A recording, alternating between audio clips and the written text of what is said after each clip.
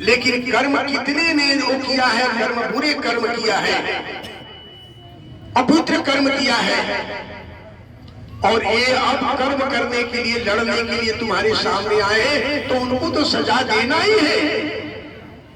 जैसे बोलते हैं गुरु के सामने हम गुरु को बाण नहीं चलाएंगे, हम अपने भीष्म पितामह के गोद में खिला हो वहां पर बाण नहीं चलाएंगे, अपने चाचा ताऊ को बाण नहीं चलाएंगे, किसी को मामा को मारूंगा नहीं। क्यों नहीं मारूंगा? लेकिन भगवान कृष्ण ने कहा कि ये लोग अपने कर्म करके, ये पापी लोग हैं, ये दुष्कर्म किए हैं। जैसे द्रौपदी का चीर हरण था, उन्होंने याद दिलाया कि द्रौपदी के चीर हरण हो रहा था, एक अबला को उसको नंगे लाया जा रहा था, वहां पर द्रोणाचार्य भी थे, महारथी, और भीष्म पितामह थे, सारे लोग थे, लेकिन किसी ने भी आपत्ति नहीं किया, किसी ने विरोध नहीं किया। इसका मतलब ये अपराधी है। आपने देखा होगा जीवन में गलत काम कर दे, अगर कोई गलत काम, एग्जाम्पल आपने सुना होगा कि एक कसाई गाय को दौड़ाते हुए गाय को लेकर जा रहा था काटने के लिए,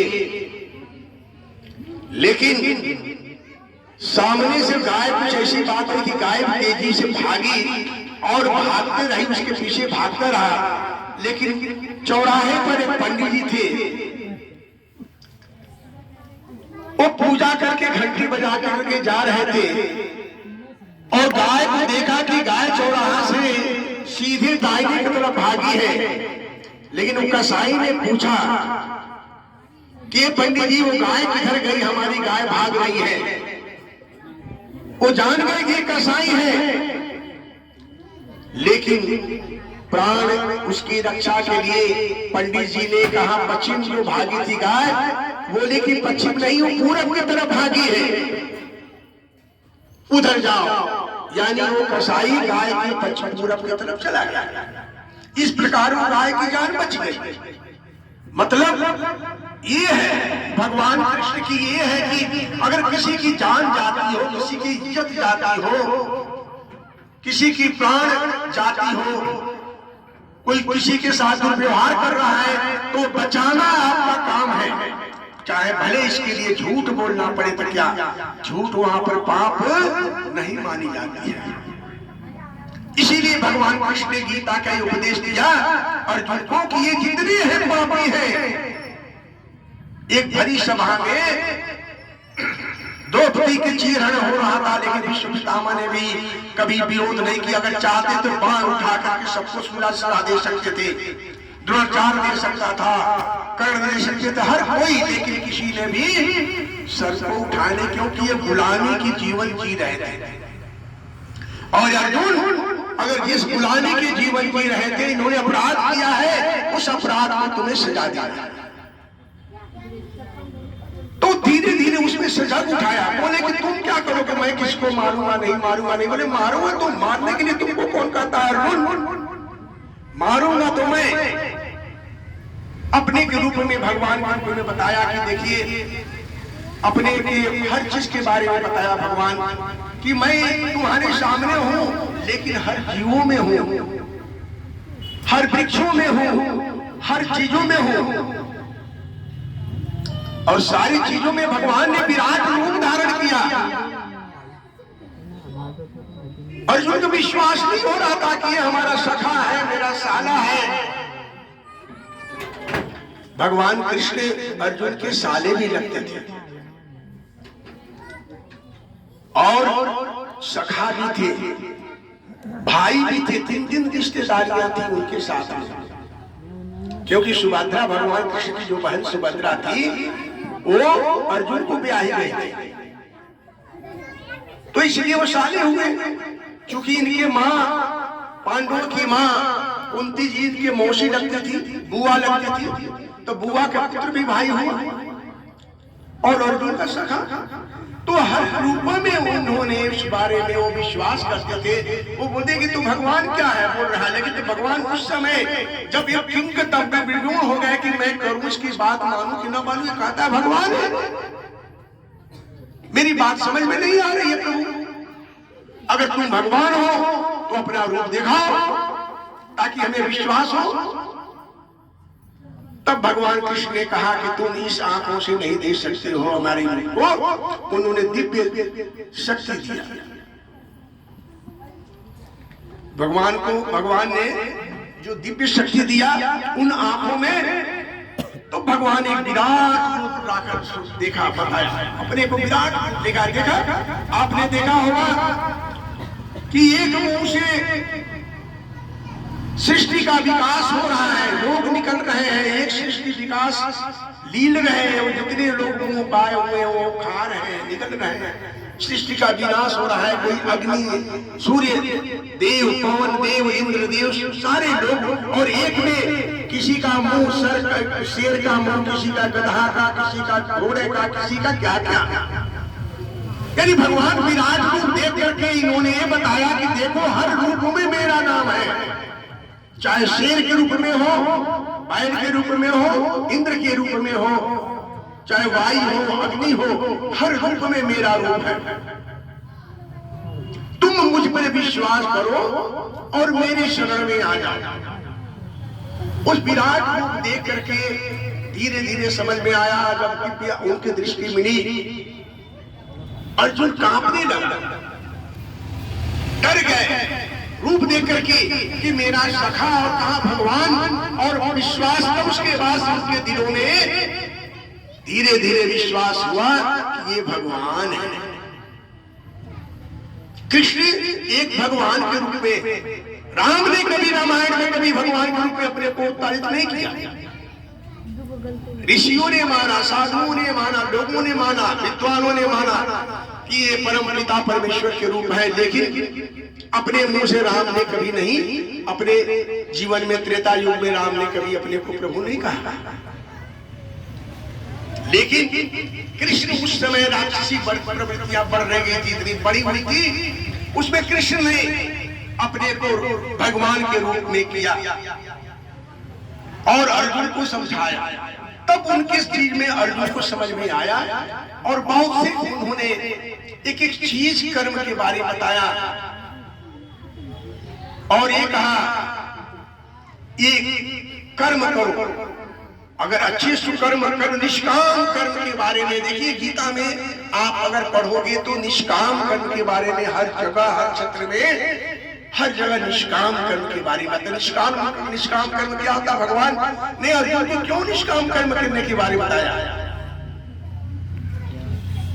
कहते हैं कि कर्मण्येवाधिकारस्ते मा फलेषु कदाचन, कर्मण्येवाधिकारस्ते मा फलेषु कदाचन। भगवान कहते हैं कि अर्जुन कर्म करने में तुम विश्वास करो, कर्म करो, लेकिन फल क्या होगा इसके बारे में चिंता मत करो। अच्छे कर्म करोगे तुम्हें अच्छे फल मिलेगा।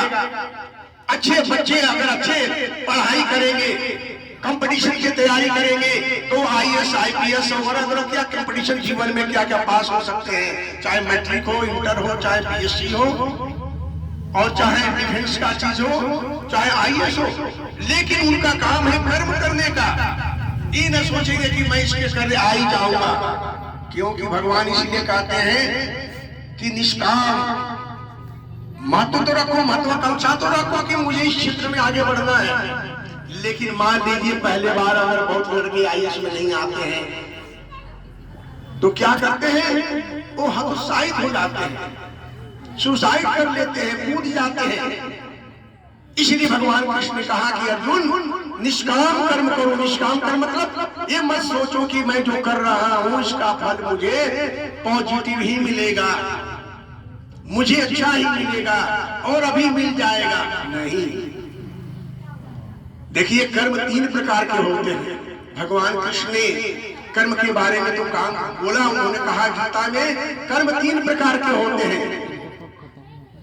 एक उस प्रकार के कर्म होते हैं कि मैं जो सवेरे से मजदूरी करता हूँ, सवेरे से भोजन बनाती हूँ या बनाता हूँ, कार्य करता हूँ, तो उसका परिणाम शाम तक आपको भोजन के रूप में मिलता है। सवेरे से काम करते हैं तो मजदूरी के रूप में मिलता है। ये भी एक प्रकार का काम है जो हम उसका फल मुझे तुरंत मिल जाता है। एक होता है क्रियमाण। क्रियमाण मतलब हम तो कर्म तो करते हैं लेकिन उसका फल मुझे फिक्स के रूप में मिलता है। फिक्स डिपॉजिट जैसे करते हैं ना पैसे 6 महीने के लिए, साल भर के लिए, 2 साल के लिए, वो कर्म हम क्रियमाण कहलाता है कि कुछ महीनों कुछ सालों के फिक्स कर देते हैं। इसका फल परिणाम जो होगा फल मुझे अभी नहीं मिलेगा बल्कि 2-4 सालों के बाद, 5 सालों के बाद मिलेगा। और तीसरे प्रकार का कर्म होता है प्रारब्ध। आप लोगों ने सुना होगा, बोले कृष्ण भगवान की जय, और गीता महारानी की जय। प्रारब्ध के रूप में लोग कहते हैं कि नहीं, पूर्व जन्म अपने according to Hindu mythology statement है, ऋषियों ने, साधुओं ने कहा है कि पूर्व जन्म के कर्मों के अनुसार हम प्रारब्ध के जीवन जो हमारे प्रारब्ध में लिखा रहता है बात है और सत्य भी है। अब जैसे बच्चा पैदा होता है, कितने बच्चे पैदा होते ही विकलांग होते हैं, वो क्या बेचारा काम किया है? लोग कहते हैं जैसे कर्म किया वैसे फल पाओगे। क्या किया कर्म किया वो बच्चा? किसी बच्चे का हाथ ही नहीं होता है, किसी बच्चे का पैर नहीं होता है, किसी लोगों का कुछ नहीं होता है। मतलब इन्होंने प्रारब्ध में इनकी पूर्व जन्म में कुछ ऐसे कर्म किए थे, किसी का अंग भंग किया था जिसका परिणाम ये अभी भुगत रहे। तो 3 प्रकार के कर्म होता है। भगवान कृष्ण ने इस कर्म के बारे में बोला, निष्काम कर्म के बारे में ज्यादा उन्होंने महत्व दिया कि काम तो करो लेकिन फल की इच्छा न करो। अच्छे कर्म करोगे तुम्हें फल मिलेगा। भगवान कृष्ण ये करते करते फिर बीच में आए, बोले कि मन को लगाओ, हे अर्जुन मन को लगाओ। अर्जुन कहते हैं कि प्रभु मन को मैं कैसे लगाऊं? मन तो चंचल है, इतना चंचल है, उड़ता रहता है। आज मन अभी यहाँ आता है, कल वहां पर वाराणसी में चला जाता है, परसों दिल्ली में चला जाता है, मन वहां घर में चला जाता है, भैया भाभी के पास चला जाता है। मन तो हमारा चंचल है। देखिए वह व्यक्ति अर्जुन जो भगवान कृष्ण का सखा है, भगवान कृष्ण का बहनोई है, भगवान कृष्ण का भाई है, वह व्यक्ति कह रहा कि प्रभु मैं मन को कैसे लगाऊं? मन तो बड़ा चंचल है। तब भगवान ने मुझे उपदेश दिया कि मन तुम हमारे में लगाओ। कैसे लगाओ? हे अर्जुन, मन को लगाने का सबसे सरल तरीका होता है, पहला तो वैराग्य धारण करो। जैसे हम लोग साधु महात्मा होते हैं, अपने घर द्वार प्रेम मोह माया को छोड़ करके चले जाते हैं, ये वैराग्य कहलाता है, विरक्ति कहलाता है। गृहस्थ भी होते हैं तो भी मोह माया के चक्कर से दूर होकर के अपने भी वो संत, बड़े बड़े संत होते हैं गृहस्थ लोग भी। और दूसरा कहते हैं कि अर्जुन तुम अभ्यास करो, practice makes a man perfect. जो अभ्यास करते रहो ध्यान का, साधना का। देखिए हमारे साधु जब हम होते हैं ना, हम लोगों को सिखाया जाता है सारी चीज, जो हमारे धारणा, ध्यान, समाधि जितने जब ये कर्मों के होते हैं चीजें सिखाई जाती है। एक दिन की चीज नहीं होती है। साधु मतलब वो साधना, अपने को साधते हैं मन को चलते हुए।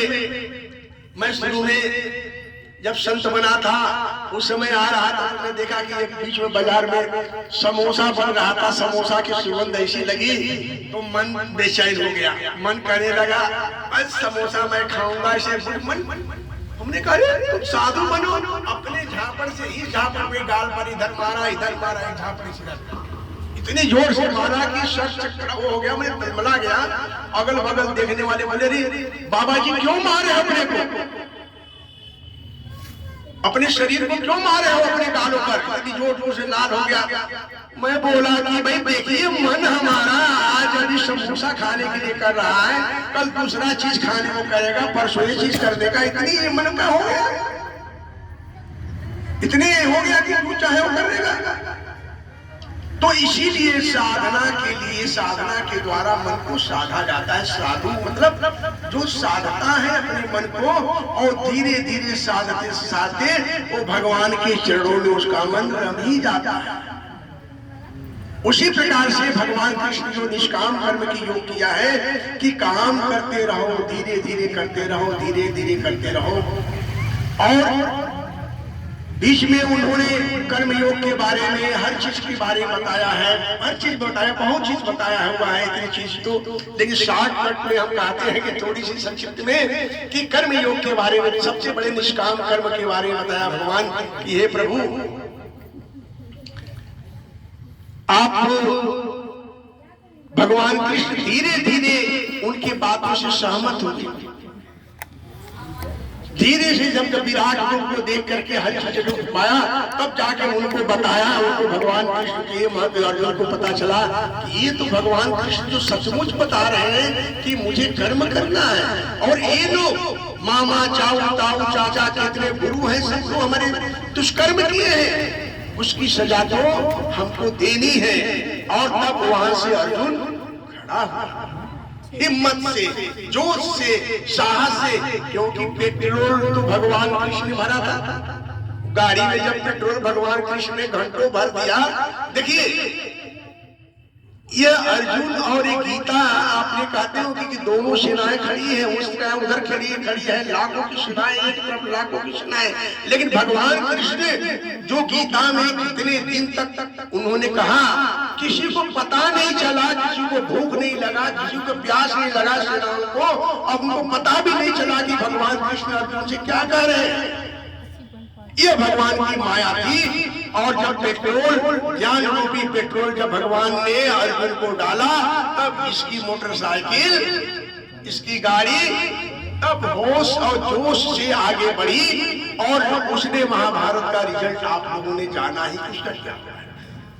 तो ये गीता की देन है। गीता हमारे हर एक, मैं यही निवेदन करूंगा कि आप लोग भी सत्कर्म करें, निष्काम कर्म करें, किसी से प्रेम करें, भगवान के आध्यात्मिक चित्र को ध्यान दें। 24 घंटे काम करते हैं, आधे घंटे भगवान के चरणों में अपने को ध्यान दें, अपने को दया करें, बुरे कर्म करें। कोई बुरा कर्म, देखिए कहते हैं भगवान कृष्ण कहते हैं कि वहां पर बुरे कर्म करने वाले भी, चाहे अपने माँ हो, बाप हो, चाचा हो, ताऊ हो, कोई भी हो, मेरा फर्ज है उस बुरे कर्म को वहां टोकना, रोकना। ये पिताजी ये गलत काम है, ये काम नहीं करे, माता जी ये गलत काम है, भाई ये काम करे। भगवान कृष्ण गीता में ये सबसे बड़ी चीज ये कि बुरे चीज को हमेशा खंडन करना चाहिए, डरना नहीं चाहिए। इसको बोलते हैं मॉरल करेज, नैतिक हिम्मत। हिम्मत दो प्रकार की होती है, एक शारीरिक हिम्मत और एक नैतिक हिम्मत। महात्मा गांधी के पास क्या था, 15 किलो 20 किलो पे थे नहीं, लेकिन उसमें नैतिक साहस बहुत थी। उसी प्रकार से हर लोग, भगवान कृष्ण ने कहा है कि हर व्यक्तियों में नैतिक साहस होनी चाहिए कि बुराइयों के प्रति, चाहे कोई भी बुराई करे, उसको विरोध करना हमारा कार्य है। ये गीता का यही सार है, गीता का ये उद्देश्य है। बहुत उद्देश्य जीवन में ढालने का, लेकिन यही निष्काम कर्म करें। पहली बात कि कोई भी काम करे, यह न सोचे कि मुझे इसका रिजल्ट अभी चाहिए, नहीं। अच्छे कर्म करोगे तो भगवान आपको रिजल्ट देंगे। मृत्यु के बारे में भी थोड़ी सी बात बोला कि जैसे आदमी करते करते कपड़ा जो होता है पुराना हो जाता है, फट जाता है, तो नया फिर वो होता है, नया कपड़ा पहना जाता है। उसी प्रकार से शरीर भी बचपन से लेकर के जवानी और बुढ़ापे में शरीर जब छूट जाता है, भगवान कृष्ण गीता में कहा अर्जुन को कि ये बुढ़े हैं या जवान है, वह कोई है, इनका समय फिक्स है। ये जब लड़ाई होगा, जब मरेंगे, फिर किसी न किसी रूप में वो उत्पत्ति होगा इनका, क्योंकि ये मरते नहीं। करें नैनम छिंदन्ति शस्त्राणि नैनम दहति न पावका न चैनम क्लेदांतापि नो स्पृशति मारुता। हे अर्जुन, यह आत्मा जो निकलती है ना, प्राण जो है, न इसको कोई मार सकता है, न अग्नि में जला सकता है, न पानी में बहा सकता है। तुम निर्भीक रहो, ये किसी न किसी रूप में फिर तुम उत्पन्न होंगे अपने कर्मों के अनुसार। ये गीता की सब सार चीज है। और यही चीज रहे कि आप लोग हमेशा निष्काम कर्म करें, भगवान की भक्ति हो, दूसरे की भला करने के लिए भी काम करते रहें। एक बार आइए अपने वाणी को फिर थोड़ी सी एक बार भगवान भक्ति में डाले। श्री कृष्ण गोविंद हरे मुरारी, हे नाथ नारायण वासुदेवा। श्री कृष्ण गोविंद हरे मुरारी, हे नाथ नारायण वासुदेवा। कृष्ण गोविंद हरे मुरारी, हे नाथ नारायण वासुदेवा। हे नाथ नारायण वासुदेवा, हे नाथ नारायण वासुदेवा। हे नाथ नारायण वासुदेवा, हे नाथ नारायण वासुदेवा। श्री कृष्ण गोविंद हरे मुरारी, हे नाथ नारायण वासुदेवा। कृष्ण गोविंद हरे मुरारी, हे नाथ नारायण वासुदेवा। बोले कृष्ण भगवान की, बोले गीता मैया की, गीता जयंती की, सब संतों की, बोले भोले बाबा की। हर हर महादेव।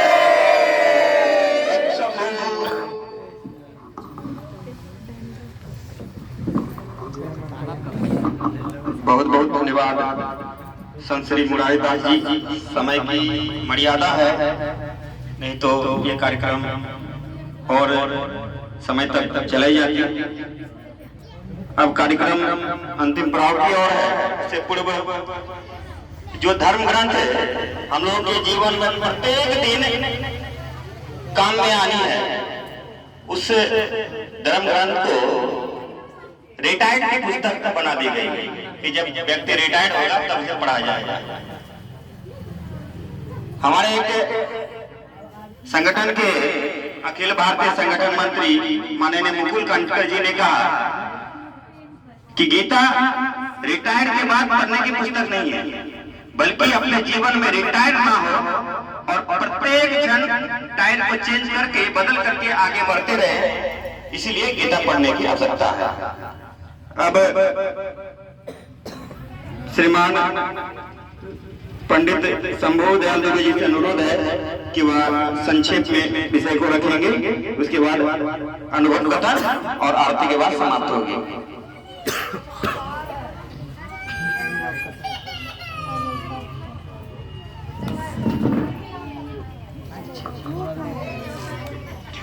बोलिए वृंदानंद कंद भगवान की जय। श्रीमद् भगवद गीता भगवान के श्री से युद्ध भूमि में गाया हुआ भगवान श्री कृष्ण के बोलने का शब्द है। यह जीवन में प्रेरणादायक है और हम इसको बच्चे से मनाते आए थे और हमको इसमें विशेष लगाव रहा। हम सब दिन गीता पाठ करते थे, अभी भी कुछ न कुछ श्लोक हम रोज पढ़ते हैं, यथाशक्ति कोशिश में रहते हैं कि बराबर पढ़ा करें। और इसमें हर पल जब गीता गाते हैं तो हर पल हर जगह कहीं भी हम उसका उदाहरण गीता से हर जीवन में हर समय काम में आने वाली है गीता पुस्तक है, या माई के जैसा पालन भी करने वाली। भगवान गीता में रहे हैं जैसा कि महात्मा जी ने कहा, ईश्वर सर्वभूतानां हृदये तिष्ठति भ्राम्यं सर्वभूतानां तद्दारुणानि माया। ईश्वर सभी प्राणों में, सभी प्राणियों में, सभी जीव में बराबर रूप से स्थित है। चाहे पर्वत है, पहाड़ है, नदी है, तालाब है, गाछ है, वृक्ष है, जो कुछ भी देख रहे हैं सभी को ईश्वर का रूप मानने के लिए गीता कहता है। जब सभी को आप भगवान का रूप मानेंगे तो कहीं किसी से कोई बैर नहीं हो सकेगा। भगवान गीता में कहते हैं निर्वैर सर्वभूतानां यह स्वभावमेति पांडवा। जो किसी का मित्र नहीं है, जो किसी का बैरी नहीं है, वह मेरा भाई है। रे हिलाए ना। निष्काम भाव से भगवान का सेवा करना चाहिए। महात्मा जी ने बहुत अच्छा बोला है, हमको हाथी खेलने से प्रणाम करते हैं। समय तो विशेष नहीं है गीता में बोलने के लिए। बड़े बड़े विद्वान लोग कहते हैं इतना ही नहीं, इतना ही नहीं, इसका अर्थ बहुत है। तो हम थोड़े समय में आपको क्या कुछ कह सकेंगे। फिर भी हम यही कहना चाहते हैं कि हर कोई गीता को अभ्यास करें, पढ़ें, मनन करें। और गीता से खाली पढ़ने से कुछ नहीं होता है। पढ़ने के लिए तो तोता भी रखता है, शिकारी आएगा, जाल बिछाएगा, गारा डालेगा, उसमें फंसना नहीं और फंस के जाएगा। तो ऐसा नहीं होना चाहिए। गीता को अभ्यास करने के साथ साथ जीवन में उतारने की भी चीज है। यह जीवन है कुरुक्षेत्र का मैदान, और इसको धर्म क्षेत्र भी कहा जाता है। तो इस कुरुक्षेत्र के मैदान में हम लोग खड़े हुए हैं युद्ध के लिए। मामा से, दादा से, नाना से, चाचा से, सबसे युद्ध करने के लिए लड़े हुए हैं। और किसी में किसी प्रकार का संकोच नहीं करना है, अपने जीवन पथ पर आगे बढ़ते जाना है। यही गीता का मुख्य उद्देश्य है कि मुझ में मन लगा कर को, मुझ में लगा ले मन और बुद्धि को रख दो कहीं। मुझ में लगा ले मन और बुद्धि को रख सब कहीं। इस तरह से जो भगवान की सेवा में लगा रहता है, भगवान उसकी कामना पूरा करते हैं और भगवान उसके साथ में रहते हैं। भगवान कोई ये नहीं समझे कि हमारे साथ भगवान नहीं है। भगवान कहाँ नहीं है। भगवान गीता में गोस्वामी तुलसीदास जी कहते हैं प्रेम के प्रगट हो ही जिम्मी आ जाए। भगवान प्रेम के प्रगट होते हैं। जैसे कि सलाई में तो सब जगह आग रहता है, लेकिन क्या अपने अपने सलाई जलता है? नहीं जलता। उसको जलाने के लिए प्रयत्न करना पड़ता है। बिना प्रयत्न के कुछ भी नहीं होता है। इसलिए प्रयत्न तो सबको करना चाहिए। और गीता युद्ध के मैदान में गाया गया है, इसीलिए युद्ध के लिए भी हर समय डटे रहना है। अपने धर्म के लिए मर जाना भी श्रेयस्कर बताया है। गीता में भगवान ने कहा है पर धर्म खाकर मृत्यु भी निज धर्म में कल्याण है। श्री हरि गीता में हम आपको बता दिए, श्रीमद् भगवद गीता में है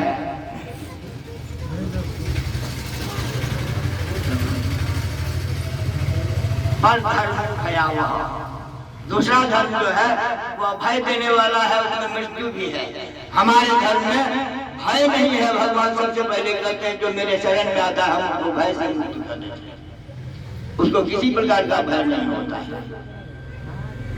तो निर्भय होकर धर्म के मार्ग पर चलने से यह शरीर धारण हुआ है धर्म धारण करने के लिए। और धर्म से धन की प्राप्ति होती है, धन से मोक्ष भी मिलता है, धन से ज्ञान भी मिलता है। अगर नहीं मिलता तो बड़े बड़े महात्मा ऋषि लोग कहाँ पढ़ने के लिए जाते हैं, भगवान के ध्यान में लगे रहते हैं और भगवान को सबसे रखा ज्ञान करते हैं। संसार उसको पूछता है और अपने जो बल से जो चाहते हैं सो करते हैं।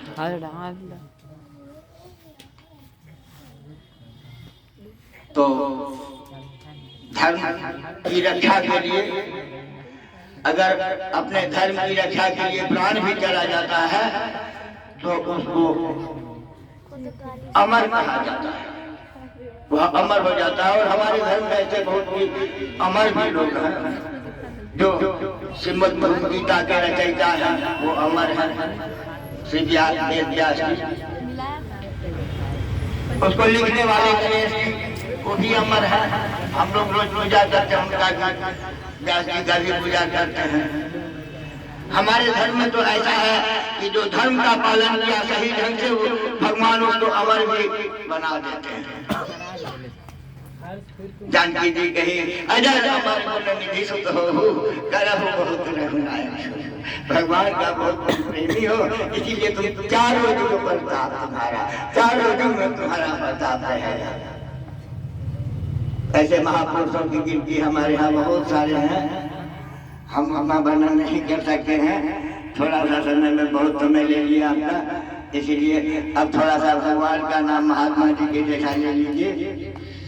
श्री राम जय राम जय जय राम, श्री राम जय राम जय जय राम, श्री राम जय राम जय जय राम, श्री राम जय राम जय जय राम, श्री राम जय राम जय जय राम, श्री राम जय राम जय जय राम, श्री राम जय जय राम, जय राम जय राम जय जय राम, श्री राम जय राम जय जय राम, श्री राम जय राम जय जय राम। बोलिए प्रेमानंद कंद भगवान की जय। गीता में आज के संदर्भ में मनुष्य के लिए बहुत बड़ी उपयोगिता की वस्तु है। जो खोजना चाहेगा उसको मिलेगा। गीता पढ़ने की चीज, मनन करने की चीज है और उसको जीवन में उतारने की। युद्ध में भगवान बताए हैं कि तुम ऐसे मारो, इसको ऐसे मारो, तुम मार सकते हो, तुमको कुछ नहीं करना, तुम तो कठपुतली के जैसा तुम ना तो हम तो कहते हैं तो करो, और वैसे करने के लिए बताए हैं। आज तो हम बोलने के लिए तैयार नहीं थे, लेकिन हमको तो बोलने पड़े, इसीलिए थोड़ा सा हम बच्चा सबको बहुत धन्यवाद देते हैं जो आज बहुत अच्छा माहौल बना करके रखे हो। तुम लोग को हम अपने हृदय से बहुत आशीर्वाद देते हैं। हम मुख्य वक्ता के रूप में बुलाए थे शेखर जी को, तो शेखर जी से हम जाएंगे तो सब पहली बार इतना आशीर्वाद को दिया। हाँ बेचारे लाचार हैं, बीमार व्यक्ति है, बुलाने पर अधिक उपस्थित हो गए, इसीलिए नहीं चाह रहे हैं कुछ कहने के लिए। अब आपका कार्यक्रम समय भी हो गया है, इसीलिए अब आज की कसम आरती करिए। श्यावर रामचंद्र की जय। भगवद गीता का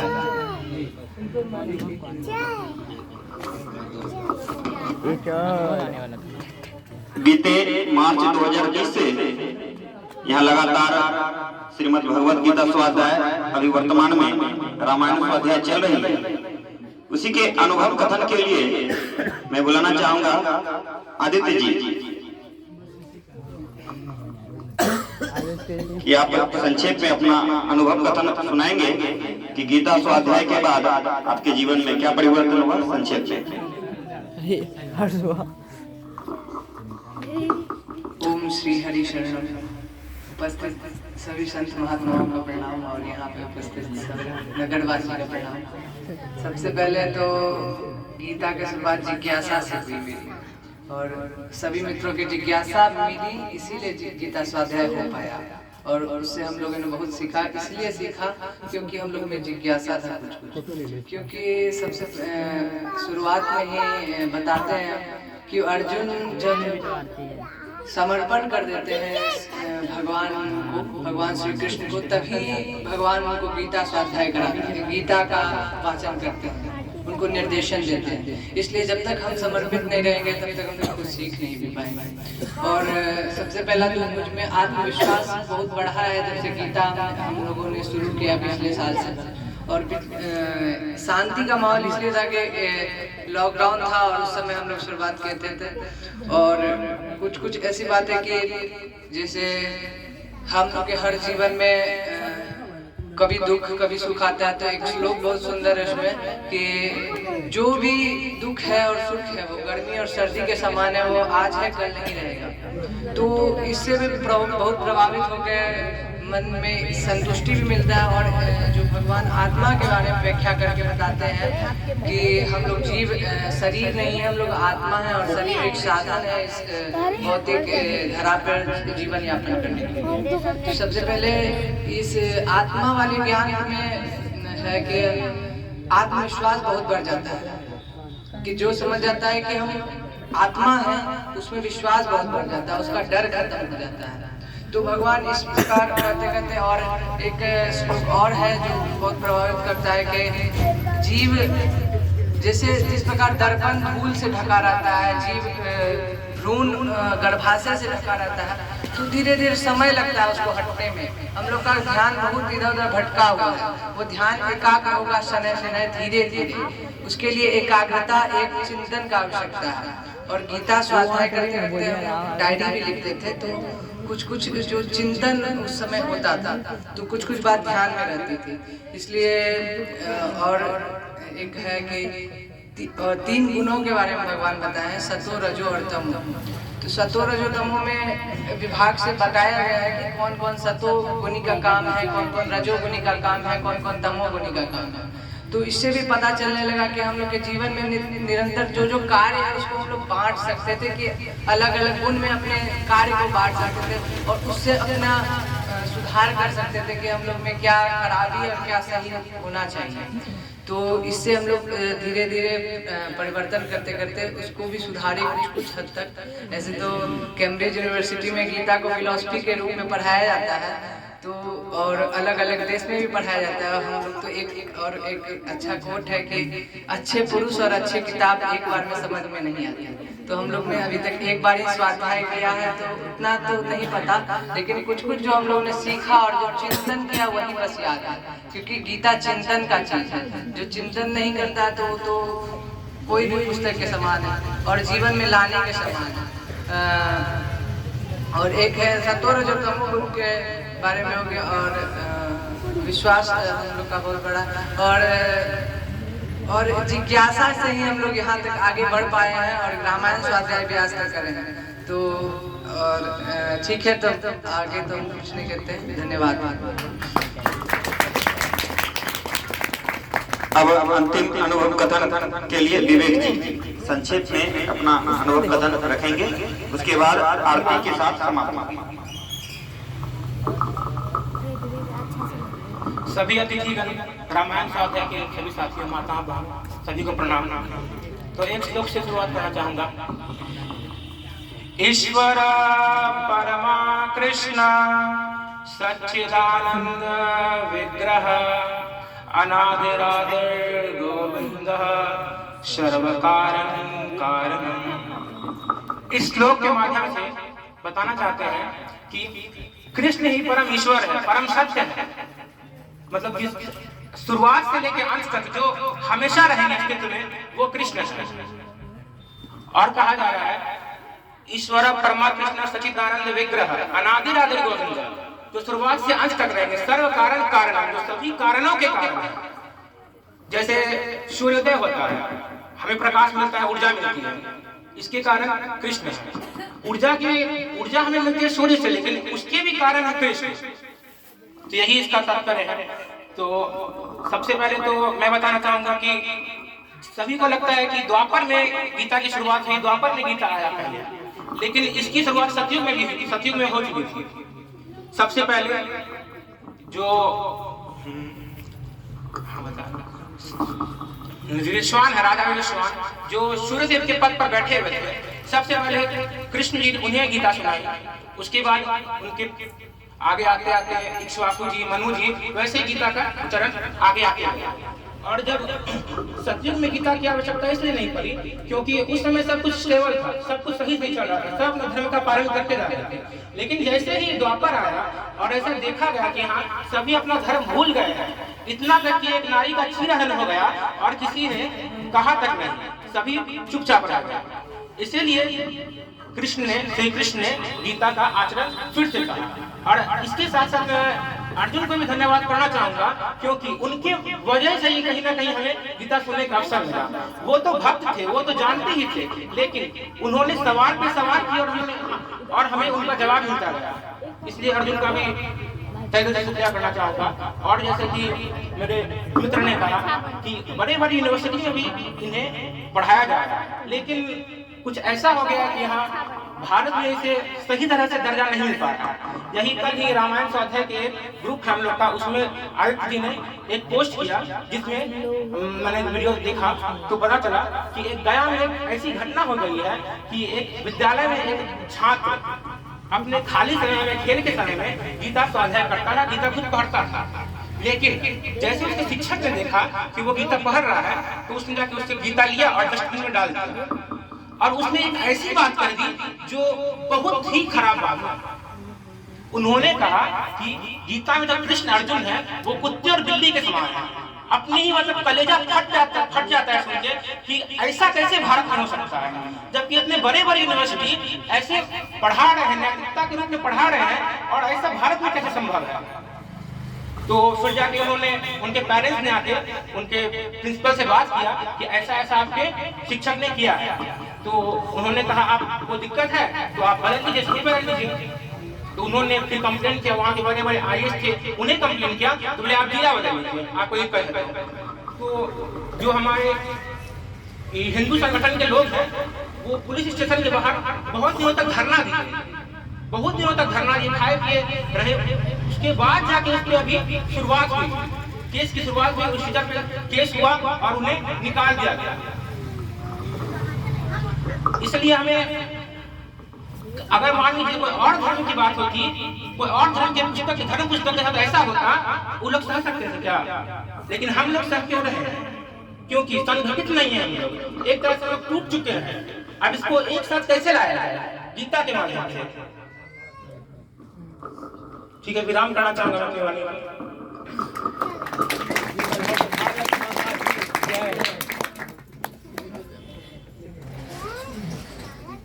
आरती से,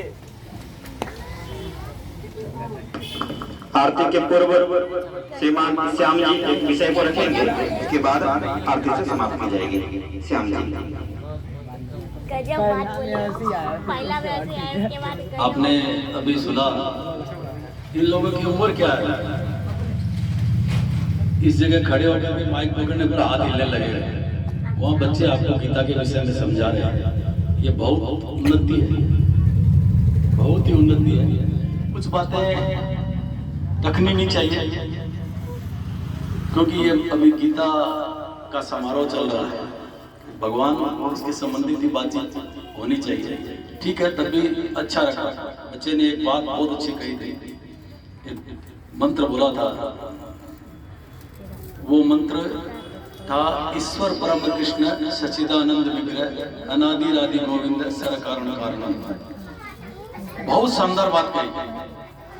ये जो अभी अपने लोग यहाँ बैठ के गीता के विषय में, भगवान श्री कृष्ण के विषय में जो चर्चा कर रहे हैं, उसके पीछे का कारण भी वही है।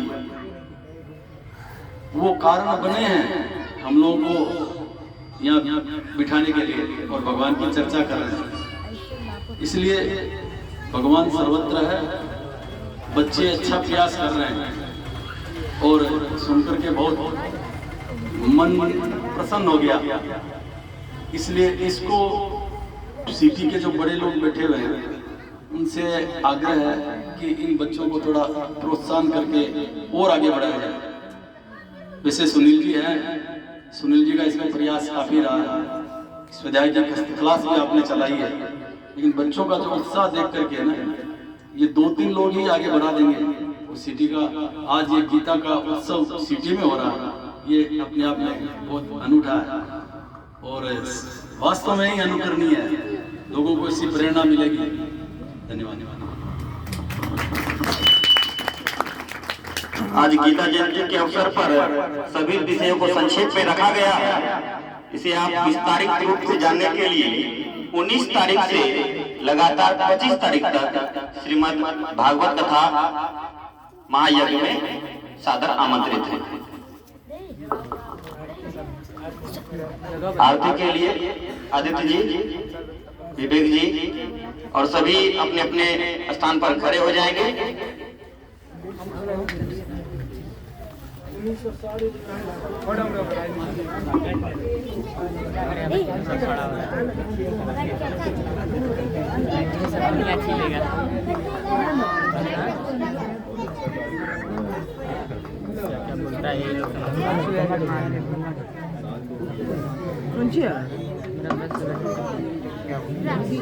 आरती के लिए आशु जी, विवेक जी, राकेश जी, जितने भी स्वाध्याय की टीम है सभी सामूहिक रूप से आरती करेंगे। आरती के पश्चात प्रसाद वितरण के बाद हम पढ़ते हैं यहाँ से प्रस्थान करेंगे। मेरा ना मैं तो गोलमाल लेकर चले गोलमाल दिया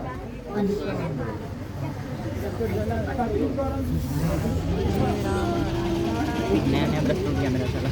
क्या नया नया ब्रश मेरा टूट गया।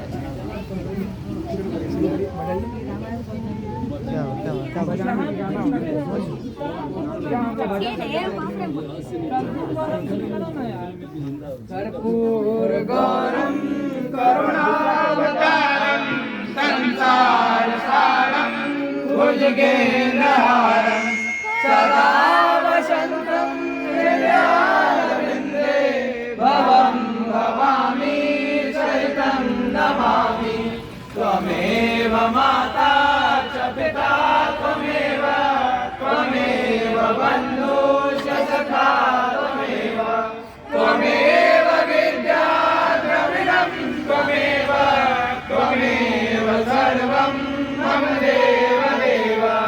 हरे राम राम राम हरे हरे, हरे कृष्ण कृष्ण कृष्ण हरे हरे, हरे राम राम राम हरे हरे, हरे कृष्ण कृष्ण कृष्ण हरे हरे।